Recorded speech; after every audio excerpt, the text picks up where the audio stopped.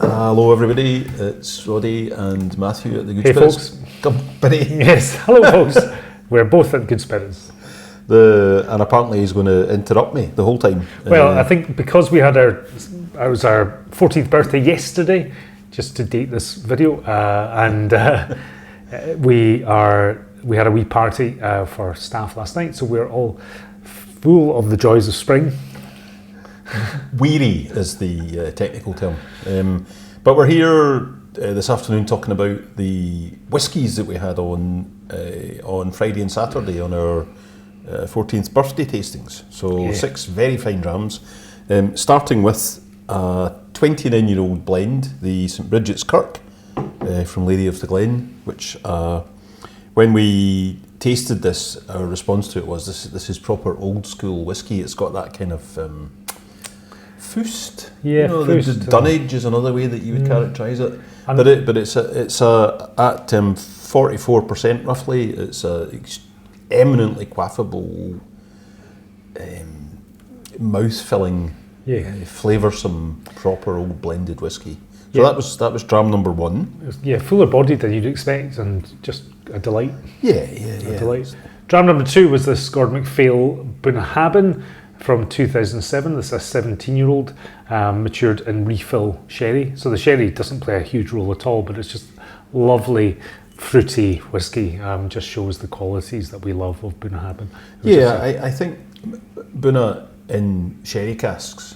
Bunna likes sherry, and this is a great example of good cask selection by G&M. Cracking whiskey.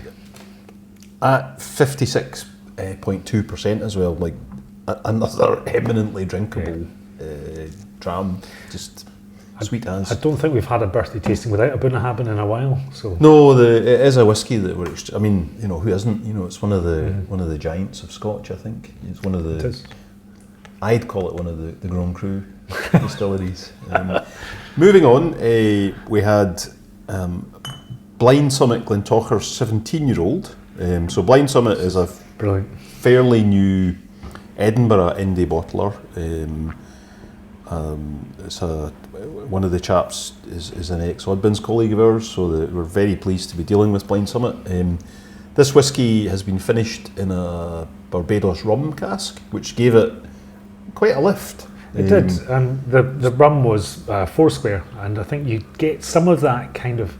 There's a hint of nail varnish remover. Well, I think that it's a little bit volatile, but it's well within the bounds of acceptability, and it makes these two whiskies are sort of the same age, but this one's much brighter. This is soft and gentle. The Glentauchers, that lift from the rum casks really suits the intense fruit character of the Glentauchers distillate. It was cracking. We just loved it. When we tried it with Jamie from Blind Summit, that we were like, this will be perfect for the birthday tasting. And I think it went down really well on the night. Dram number 4 was it was a real treat for everyone. This was the Arran 25. So again, we see very little aged whiskies from Arran just because they don't have a lot of aged stock. And these were our last 2 bottles that we used for the tasting of this batch of Arran that came in just before Christmas. So although we're running this video to interest you folks in these bottles, there's none of this one. We can't sell you any, but it was so good. I think really good. It just shows you what Arran are doing, and the quality from start to finish of everything they touch is just exceptional. I think every time I try Arran, I'm always amazed. The 10-year-old is one of our best-selling whiskies for good reason, because it's excellent. But this 25 was just stupendous. I think we're hoping to see another release of 25 this year, but once it's gone, there won't be any for several years, just because they've got a bit of a gap in their age stock. And that's inevitable with a youngish distillery. They're turning 30 this year, so their age stock is very, very thin on the ground, unfortunately. Obviously that will improve in the next 10, 15, 20 years as they catch up with themselves, but they're victims of their own success, I suppose, and Yeah, expanding faster than they thought they would in the early years. And tasting the 25 was just you can see why they are victims of their own success if they're 100%. producing whiskies like that. So whiskey number 5, it's one of the Kilchoman 20th anniversary releases. On Friday we were going to have a ballot for selling the couple of bottles we had available to sell, but instead we decided for some reason to play rock, paper, scissors. So Matt and I are going to recreate the excitement of that to decide which of us two talks about this whiskey. So, okay then. Ready? Hey!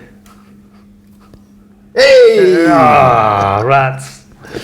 Okay, so this is the Kilchoman 14-year-old, 100% Islay, a vatting of 5 sherry barrels, and we picked this one out for the tasting, 1 because it's 14, same as us, and 2 because we think of all the Kilchoman whiskies, the 100% Islay is the one that is, the most interesting. It was the original idea for the distillery was that it would be a farm distillery, but again they were so successful that they quickly got to the point where they had to start buying in barley. The difference with the 100% Islay is that it's floor malted barley, so you do see a difference in flavour. I think the discussion over the 2 tastings was that this is perhaps a little peatier than other 100% Isleys. I think it's peatier than I've come to expect from 100% from the 100% Islay bottlings from them, because typically 100% Islay is peated to about 20 ppms. So this one felt punchier, it felt more intense. But I think we're not used to seeing cask strength. Yes, that's true. Typically Kilchoman's 46, so it feels softer. This is 55 at 55, so it's got a real presence about it. I wondered if it was the Islay malt is particularly simpatico to sherry barrels, because the 100% Islay is more typically bourbon barrel, I think. That's true. That is true. Don't know. But this, over the 2 nights, combining the people's votes, this was the favourite. Again, it's all gone because that was so limited. Here's what you could have won. Here's what you could have won. Were you to attend our tastings? Yeah, absolutely. So last dram here is Infrequent Flyers Croftengea. So this is one of the makes from Loch Lomond Distillery, and I think we described the whiskey on the night as being funky. What was the word we used? Honking. Honking. That's exactly it. A technical term which means stinkier than a stinky thing. Yeah. But in a good way. In a good way. Always in a good way. Like if you're a fan of the farmyards, or the kind of aromas and flavours you get in Jamaican rum, then this is the one for you. It's absolutely honking, but just great and fascinating whiskey.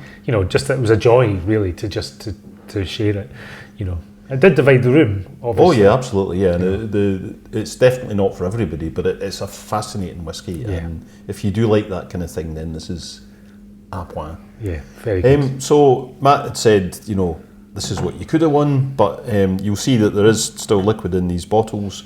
We're going to bottle up some of these into sample kits, as we did with our premium tasting in November last year. So if this intrigues you, then have a look out for them on the website, and you can at the very least enjoy these drams in the comfort of your own home. Absolutely. Yeah. I think we're done for now. Excellent. Well, it was a great birthday, and hopefully we'll... Many more. Well, of course. But, we always have a birthday tasting, so, yes. This is the sort of thing we do for our birthday tasting, just some cracking drams and good chat, so... Aye. Anyway, folks. Okay, folks. Thanks. Take care. See We'll you see you next soon. time.